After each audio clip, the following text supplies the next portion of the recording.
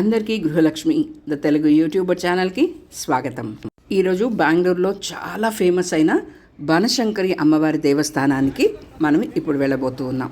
ఈ దేవస్థానంలో పార్వతీదేవి శక్తి స్వరూపమైన బనశంకరి అమ్మవారి రూపంలో మనకి దర్శనమిస్తారు. ఈ ఆలయం 1915లో నిర్మించబడిందంట.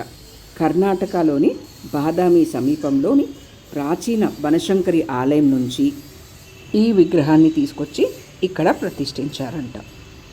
బనశంకరీదేవి టెంపుల్ బెంగళూరులోనే చాలా ఫేమస్. అండ్ ఇది బనశంకరి అనే ఏరియాలో మెట్రోకి జస్ట్ మీరు మెట్రో కిందకి దిగగానే టెంపుల్ కనిపిస్తుంది. సో హ్యాపీగా ఎక్కడి నుంచైనా కానీ మెట్రోలో ఈజీగా అక్కడ వచ్చి దిగేసి మీరు ఇట్లా స్ట్రైట్గా చూసారంటే మీకు కనిపిస్తుంది. ఇదే బనశంకరి అమ్మవారి దేవస్థానం. ఇక్కడ మనకి ఉప్పు అమ్ముతూ ఉంటారు. ఉప్పుతో పాటు మిరియాలు కూడా వేస్తుంటాయి ఆ ప్లేట్లో. అవి తీసుకొని మనం ఇట్లా దృష్టి తీసుకొని అమ్మవారి ఎదురుగ్గా నుంచొని అక్కడ కనుక అక్కడ ఉన్న స్తంభం మీద పోసేస్తే మనకున్న దృష్టి పోతుంది అని అక్కడ వాళ్ళు చెప్పారు. సో చేసుకున్నాం మేము అలాగే. అండ్ పూజ సామాన్లు అన్నీ కూడా బయటే అమ్ముతూ ఉంటారు. కావాలంటే అక్కడ కొనుక్కోవచ్చు, లేదంటే మన ఇంటి నుంచి కూడా తీసుకెళ్ళొచ్చు అనమాట. ఇక్కడ నిమ్మకాయలతో దీపం మాత్రం చాలా విశేషంగా పెడుతూ ఉంటారు. మంగళవారం శుక్రవారం నిమ్మకాయతోటి దీపం రాహుకాలంలో పెట్టుకోవడం ఇక్కడ విశేషం అనమాట. రాహుకాల సమయంలో అమ్మవారి సన్నిధిలో భక్తులు తమ కోరికలు నెరవేరాలని, కష్టాలను నివారించమని, శుభాలను చేకూర్చాలని ఈ దీపాలు పెట్టుకుంటూ ఉంటారు. ఫస్ట్ మనం అమ్మవారి దర్శనానికంటే ముందు ఇట్లా లెఫ్ట్లో తిరిగితే కనుక మనకి చాముండేశ్వరి అమ్మవారు అలాగే శాకాంబరి అమ్మవారు కొలువు తీరుంటారు.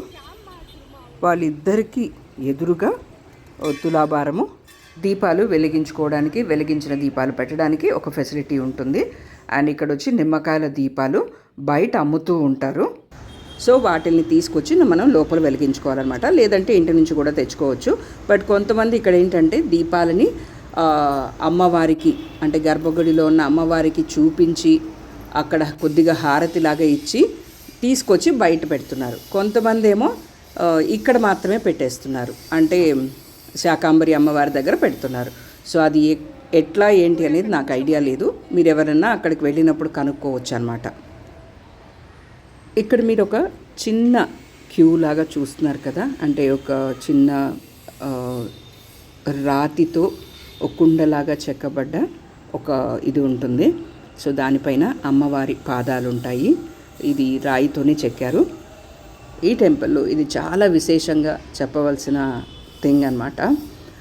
ఇదేంటంటే మనం కోరిన కోరికలు తీరుతాయా లేదా అని ముందుగానే మనకి తెలిపేటటువంటిది అనమాట. అది ఎలాగా అని మీరు అనుకుంటున్నారా?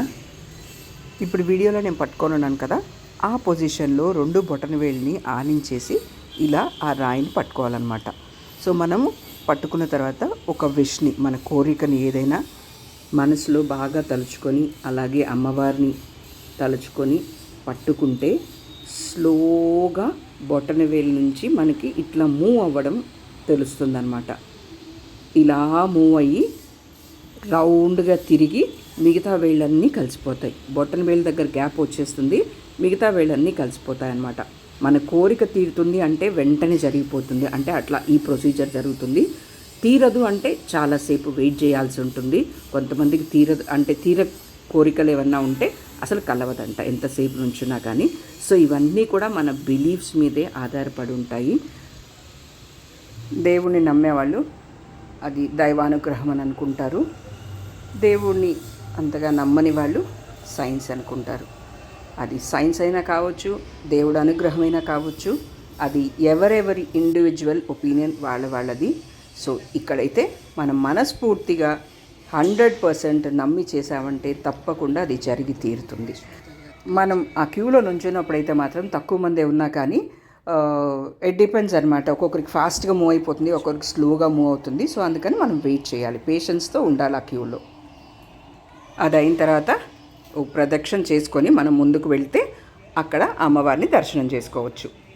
సో ఇప్పుడు మనం ఇలాంతా తిరిగిన తర్వాత ఏంటంటే ఇక్కడంతా కూడా బ్యూటిఫుల్ అయిన ముగ్గులు, మంచి మంచి కారిడోర్స్ అంతా కూడా భలే బ్యూటిఫుల్గా ఉంటాయి. అండ్ పైన అంతా కూడా దేవి ప్రతిమలు చాలా బాగా అందంగా తీర్చిదిద్దున్నారు.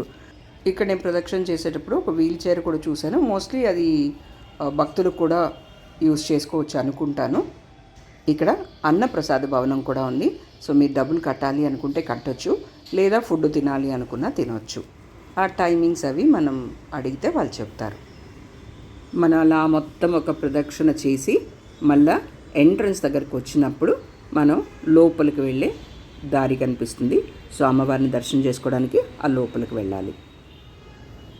ఆ లోపలికి వెళ్ళిన తర్వాత అమ్మవారితో పాటు మనం గణపతిని అలాగే స్వామివారిని కూడా దర్శనం చేసేసుకోవచ్చు. సో అలా దర్శనం చేసుకొని మళ్ళీ ఇంకొక వే నుంచి బయటకు వచ్చేయాలన్నమాట. మీరు దేవస్థానానికి రావడానికి కూడా చాలా ఈజీ అన్నమాట. బస్సెస్ ఉన్నాయి. అండ్ మెట్రో స్టేషన్ అయితే జస్ట్ మనకి టెంపుల్లో నుంచి చూస్తేనే కనిపిస్తుంది. అంటే మెట్రో స్టేషన్ దిగగానే దేవస్థానం కనిపిస్తుంది, బయటకు వెళ్ళగానే మళ్ళీ మనకు మెట్రో కనిపిస్తుంది అనమాట. అంటే అంత చాలా దగ్గరలో ఉంటుంది, చాలా అంటే చాలా దగ్గర. ఇది బెంగళూరులో చాలా చాలా ఫేమస్ అయిన బనశంకరి అమ్మవారి దేవస్థాన విశేషాలు. ఈ వీడియో మీకు నచ్చినట్టయితే తప్పకుండా లైక్ చేయండి. మీ ఫ్రెండ్స్ కానీ బంధువులకు కానీ ఎవరికన్నా ఇది యూస్ఫుల్ అవుతుంది ఈ వీడియో అంటే వాళ్ళకి షేర్ చేయండి. అండ్ ఇప్పటి వరకు వీడియోను వాచ్ చేసినందుకు చాలా చాలా థ్యాంక్స్. అమ్మవారి ఆశీర్వాదాలు మీ మీద మా మీద ఎల్లప్పుడూ ఉండాలని కోరుకుంటూ బాయ్.